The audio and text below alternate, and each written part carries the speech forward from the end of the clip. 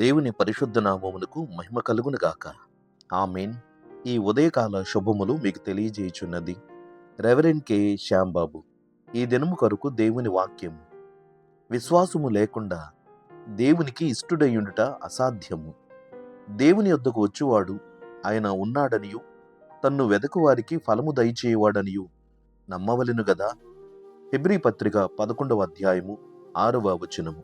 ప్రభునందు ప్రియులారా, దేవుడు విశ్వాసమును బట్టి మనలను ఎప్పటికప్పుడు పర్యవేక్షిస్తుంటాడు. దేవుని సన్నిధిని అందరికీ అనుకూలముగానే, సమాధానకరముగానే, సమానముగానే అనుగ్రహించాలని ఇష్టపడుతున్నాడు.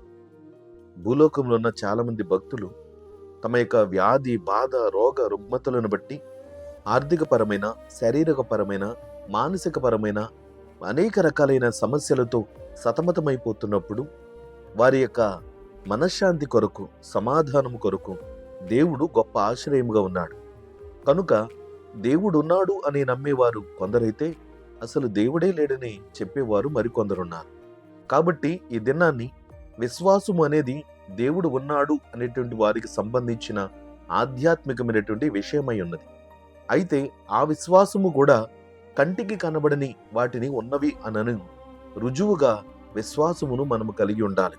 హెబ్రీ పత్రిక 11వ అధ్యాయము 1వ వచనములో విశ్వాసము అనేది నిరీక్షింపబడి వాటి యొక్క నిజస్వరూపమును, అదృశ్యమైనవి ఉన్నవి అనుటకు రుజువునై ఉన్నది అని వాక్యం తెలియజేయుచున్నది. కాబట్టి విశ్వాసమును బట్టే దేవుని సన్నిధిని మన భక్తి అంగీకరించబడుతున్నది. లేకపోతే వట్టినే వచ్చి వట్టినే వెళ్ళిపోతున్న పరిస్థితులుంటాయి. దేవుడు మనిషి యొక్క పైరూపము కంటే వాని ఆత్మలో ఉన్న విశ్వాసమును దేవుడు గమనిస్తాడు. కాబట్టి దేవుని సన్నిధికి వచ్చేవాడు ఒట్టి మాటల చేత, పొగడ్తల చేత దేవుడిని పొగిడినంత మాత్రం ఆయన సంతోషపడడు. అలాంటి వారు దేవునికి ఇష్టలేమి కాదు. దేవుని సన్నిధానానికి వచ్చిన వాడు ప్రత్యేక అర్పణించినంత మాత్రాన దేవునికి సంతోషమేమీ కాదు. దేవుని యందు భయభక్తులు కలిగిన ఆ విశ్వాసమే దేవుడికి కావలసి ఉన్నది. కనుక విశ్వాసము లేకపోతే దేవునికి ఇష్టడై ఉండుట అసాధ్యం. విశ్వాసము అనే దానిని బట్టి దేవుని యొద్దకు వచ్చే వారికి దేవుడు ప్రార్థనలు ఆలకించి ప్రతిఫలాలు దయచేస్తాడని ఆ నమ్మకం అనేది కలిగి ఉండాలి. దీని విషయమై అపోస్తులుడైన పౌలు రోమీయులకు వ్రాసిన పత్రిక 4వ అధ్యాయము 17వ వచనములో తాను విశ్వసించిన దేవుని ఎదుట, అనగా మృతులను సజీవులనుగా చేయువాడు, లేని వాటిని ఉన్నట్టుగానే పిలుచువాడునైన దేవుని ఎదుట అతడు మనకందరికీ తండ్రి అయి ఉన్నాడు అని అబ్రహామును గూర్చి తెలియపరుస్తూ, ఇందును గూర్చి నిన్ను అనేక జనములకు తండ్రిగా నియమించితిని అని వ్రాయబడి ఉన్నది. నీ సంతానము ఎలాగు ఉండునని చెప్పిన దానిని బట్టి తాను అనేక జనములకు తండ్రి అగునట్లు నిరీక్షణకు ఆధారము లేనప్పుడు అతడు నిరీక్షణ కలిగి నమ్మెను.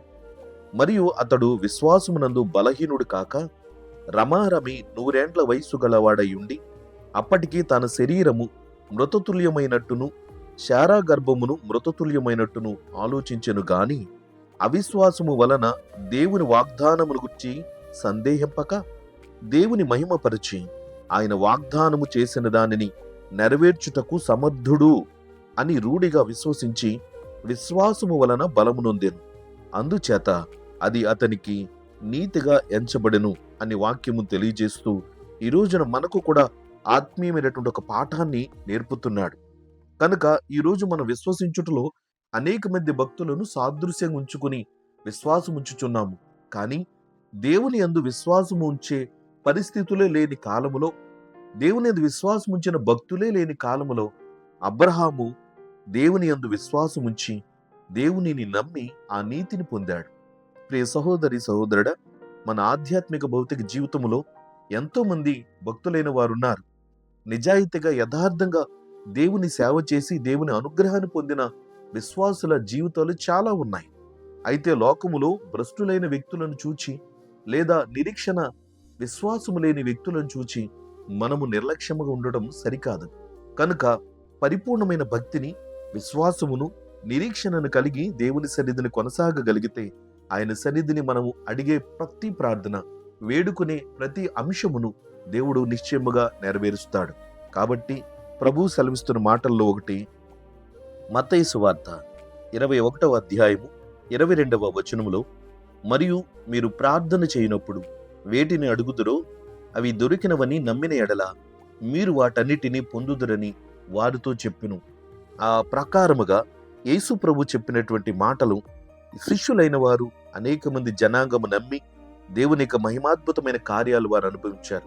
ప్రియ సహోదరి సహోదరుడా, నీ విశ్వాసము కూడా దేవుడు కోరుకున్న స్థాయిలో ఉండడానికి పెంపొందింపు చేసుకున్నట్టు కొరకు అనుదినము దేవుని వాక్యమును విని ఆ ప్రకారంగా నీ జీవితంలో ఆశీర్వాదం పొందాలని కోరుచున్నాను. విశ్వాసమును బట్టి దేవుడు అద్భుత కార్యాలు చేస్తాడని, కాగా వినుట వలన విశ్వాసము కలుగును, వినుట క్రీస్తును గుర్చిన మాట వలన కలుగునని రోమపత్రికలో పౌలు భక్తుడు చెప్తున్న ఆత్మీయమైన మాట. ప్రతి దినము వాక్యమునందు విశ్వాసం ఉంచి దేవుని సన్నిధిని కొనియాడు. దేవుడు నిన్ను దీవించునుగాక. ఆమేన్. ప్రార్థన. ప్రేమగల తండ్రి, ఘనమైన దేవానికి స్తోత్రాలు.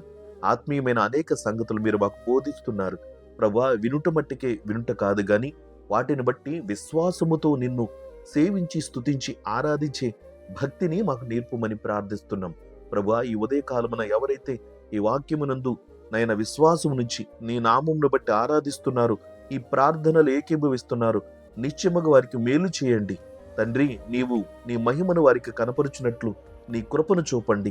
అవిశ్వాసములు కాక పరిపూర్ణమైన విశ్వాసములు ఉండినట్లు నీ బిడ్డలను బలపరిచి అభివృద్ధి పరచండి తండ్రి. నీ సన్నిధిని ప్రాముఖ్యమైనటువంటి 3 విషయములలో నాయన అపోస్తలుడైన పౌలు గారు తెలియపరుస్తున్న మాటలు ఇవి నాయన. నీ సన్నిధిని ఆయన విశ్వాసము, నిరీక్షణ, ప్రేమ, ఈ 3 ప్రాముఖ్యమైనవి అని తెలియపరుస్తూ అవి మాత్రమే నిలిచేవని కొరింథీయులకు రాసిన మొదటి పత్రిక 13వ అధ్యాయము 13వ వచనంలో తెలియపరుస్తున్న మాట.